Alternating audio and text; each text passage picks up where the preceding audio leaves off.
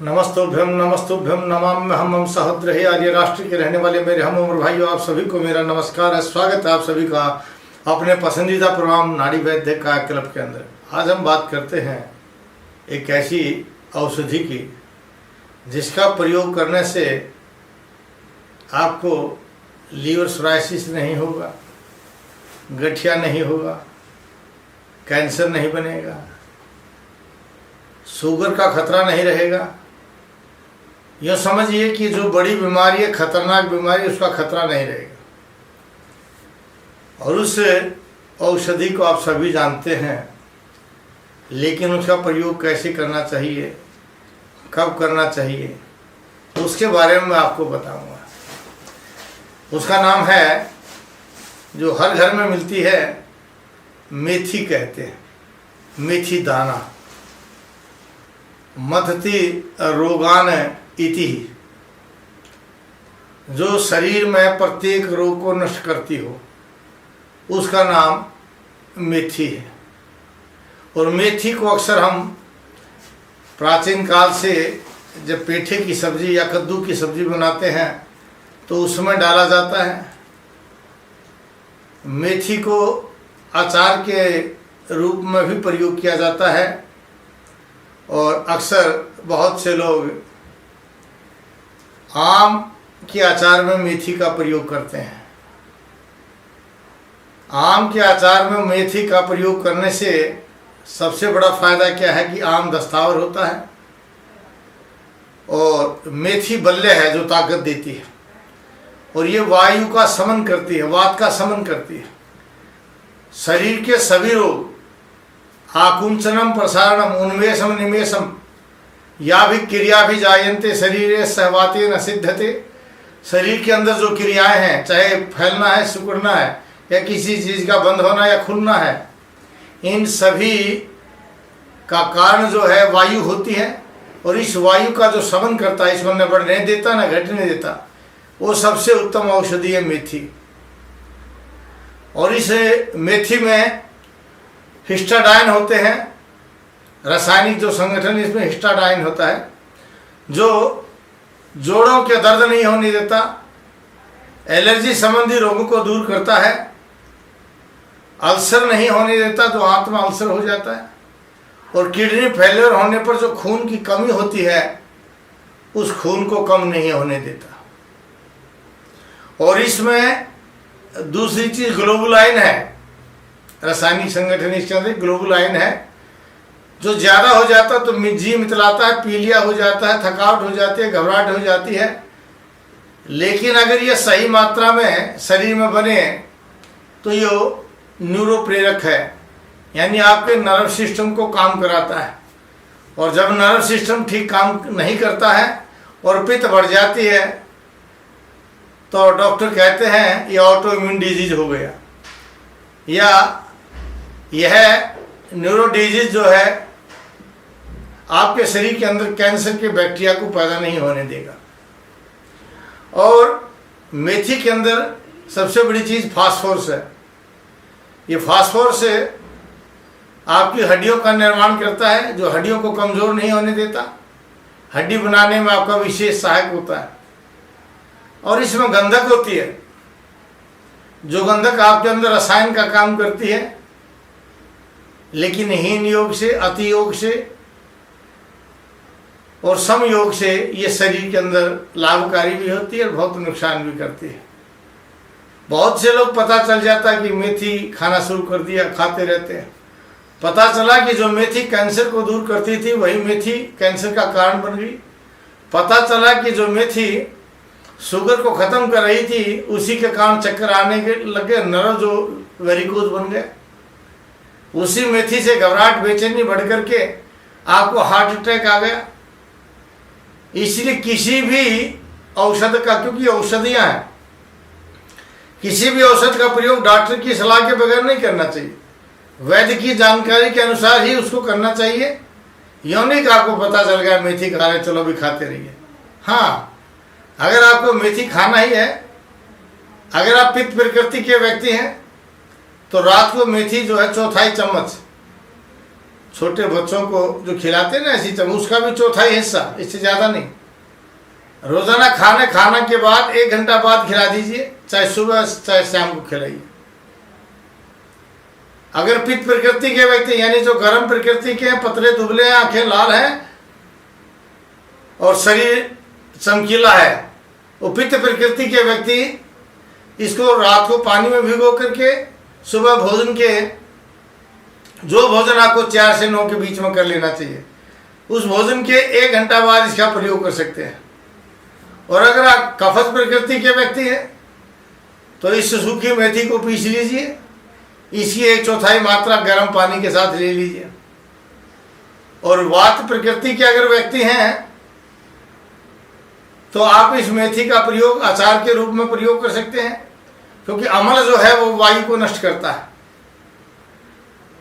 अम्ल एसिड जो है ये मधुर, अम्ल, लवण, कटु, तिक्त और कषाय, ये सभी जो आपके रस हैं, मधुर रस जैसे है वो कफ को पैदा करता है, और लवण जो है वो पित्त को पैदा करता है, और अम्ल जो है वो वायु को कंट्रोल करता है। तो आपको अचार के रूप में मेथी का प्रयोग करना चाहिए, या सब्जी में डाल करके पेठे की सब्जी बना लीजिए, उसमें इसका प्रयोग कर लीजिए। और मेथी का प्रयोग अगर आपको शुगर में करना है तो वहाँ इस मेथी को भिगो करके खाने के तुरंत पश्चात आधा चम्मच चबा करके खा जाइए, और जो पानी उस पानी को भी पी जाइए। अगर मोटे आदमी मेथी का प्रयोग करना चाहते हैं तो भोजन के बीच में आप इसे 1/4 चम्मच मेथी का प्रयोग कर लीजिए, वो पतले होने शुरू हो जाएंगे। लेकिन ये ध्यान रखिए, आयुर्वेद कहता है स्नेह मधुरम आहारम अमृत तुल्यम वर्तते, जिस भोजन में घी होता है, मीठा होता है, उसको अमृत कहा गया है। तो आपको घी दूध का खूब प्रयोग करना है। किसी भी आयुर्वेद की दवा यानी औषध है, चाहे वो एलोपैथी की हो चाहे आयुर्वेद की हो, शास्त्र कहते हैं बलम रक्षेत, पहले बल की रक्षा कीजिए, और बल की रक्षा के लिए रसायन का प्रयोग करना चाहिए। और रसायन में आता है आपका दूध और आपका घी। अगर दूध भैंस का मिल जाता है अति उत्तम है, उससे भी उत्तम गाय का है, और ये नहीं मिलता तो सर्वोत्तम बकरी का दूध है, उस बकरी के दूध का भी आप प्रयोग कर सकते हैं। इसलिए आयुर्वेद कहता है आद्यौ बलम रक्षेत तदनंतरम औषधम, कि पहले शरीर के बल की रक्षा कीजिए, उसके पश्चात औषधि देनी चाहिए। तो ये सभी औषधियाँ हैं, क्योंकि ये रसायन नहीं है, इसलिए हम आपको इसको लेने का प्रकार और तरीका बताते हैं कि कैसे और कब लेना चाहिए। औषधि को योग्य वैद्य के द्वारा ही प्रयोग करना चाहिए, और कब तक करना चाहिए ये मैं आपको बताने जा रहा हूँ कि किसी भी ऐसी औषध का प्रयोग कब तक करना चाहिए, जब तक आप स्वस्थ न हो जाएं। और स्वास्थ्य की परिभाषा क्या है? समदोष समग्नि समधातु मलक्रियाश्च प्रसन्न आत्म इंद्रिय स्वस्थिति अविधीयते।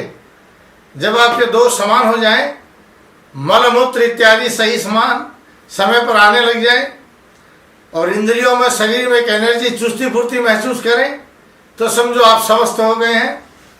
उस स्वास्थ्य को प्राप्त करने के पश्चात आप औषध का प्रयोग बंद कर दीजिए, मात्र परहेज कीजिए। पथ्य सेविनः किम भेषजम अपथ्य सेविनः किम भेषजम।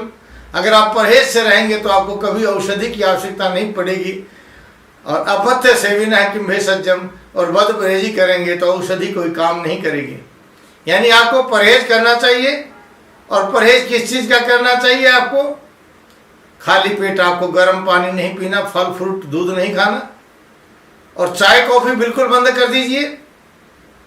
ब्लैक टी और आपकी न जाने कितने प्रकार की हर्बल टी, लेमन टी, ये सभी टी जो हैं, इन टी को टाई कर दीजिए, बाय बाय कर दीजिए, इनको छोड़ दीजिए। क्योंकि गर्म पानी भी आपको नुकसान करता है, रोटियां भी जो गर्म खाते हैं ये नुकसान करती हैं। ठंडी रोटी, दाल सब्जी चपाती जो आप खाते हैं, चावल खाते हैं, सब कम से कम 1 घंटा पहले बने हुए आनी चाहिए।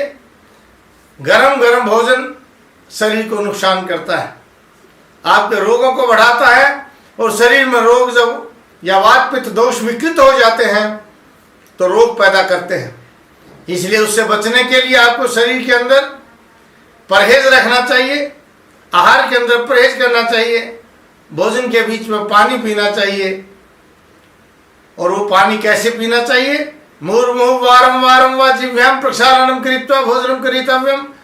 बार बार जिह्वा को धोते हुए, मुख को साफ करते हुए घूंट घूंट करके पानी पीना चाहिए। 2 घूंट पानी पीजिए, 2 गिलास भोजन के 1 घूंट पानी पी लीजिए।